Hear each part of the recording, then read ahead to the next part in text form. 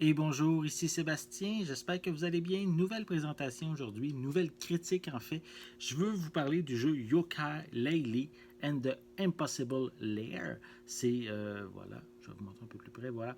C'est un jeu qui est évidemment disponible sur Nintendo Switch, mais on peut également se le procurer sur PS4, Xbox One et PC depuis le 8 octobre 2019. Moi j'ai une version en copie numérique, mais on peut également se le procurer en édition physique. Donc en fait, c'est un jeu qui est distribué et plutôt développé par le studio Playtonic, qui finalement ici nous concocte un nouvel opus avec Yokai, le caméléon bipède, et Laylee, qui est une petite chauve-souris violette.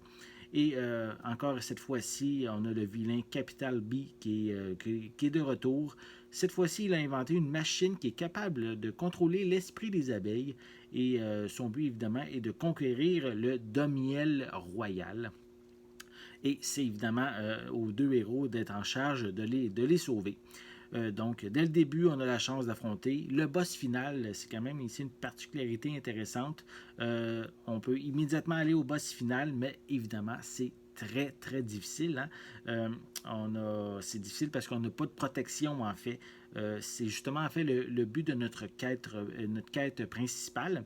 Il faut libérer les soldats d'abeilles qui vont venir, en fait, nous protéger par la suite face aux ennemis. Et évidemment, ça va nous faciliter l'affrontement contre le méchant principal. On a également un changement important concernant la jouabilité. Les développeurs proposent quand même toujours un jeu de plateforme, mais contrairement au premier volet, l'aventure se déroule dorénavant en 2D à défilement horizontal.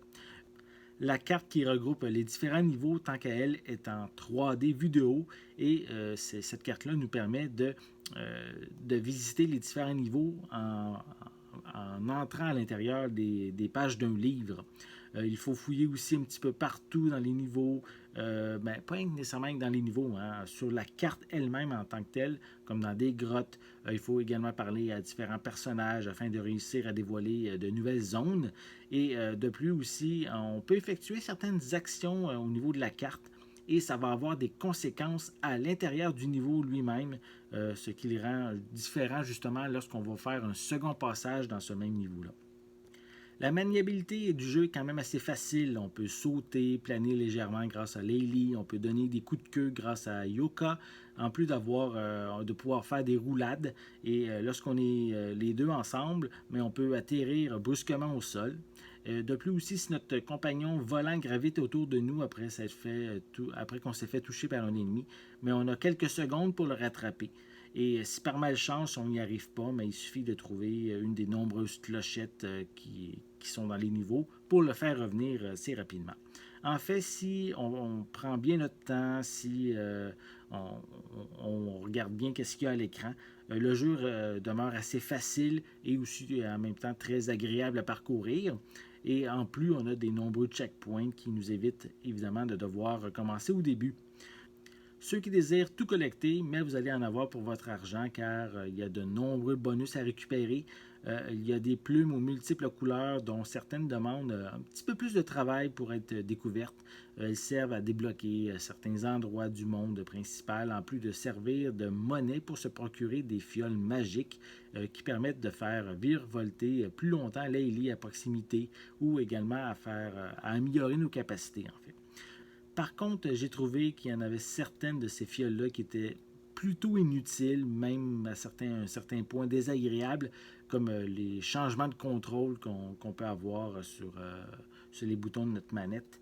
Et aussi à noter que les fioles magiques ne peuvent pas être utilisées dans le chapitre final face à Capital B. De plus, chaque parcours contient des pièces à récupérer. Elles sont souvent cachées dans des endroits assez secrets ou même peut-être difficiles d'accès. Et bien sûr, si on les accumule, mais ils vont permettre de débloquer certaines régions du monde principal. Visuellement, le jeu est très joli, très coloré. C'est un univers qui est assez varié, agréable à explorer et avec une profondeur des décors qui est bien travaillée, je trouve, malgré quand même quelques contours de certains personnages qui manquent de finition. Un jeu ici qui nous rend de bonne humeur, qui nous donne continuellement envie de poursuivre l'aventure, d'aller plus loin, même si certains passages demandent une dextérité avec la manette. Cependant, si on a trop de difficultés pour certains niveaux, certains passages, mais en fait, sont facultatifs, puisque ça ne nous empêche pas de laisser ce niveau-là de côté et d'aller voir ailleurs pour trouver d'autres soldats abeilles.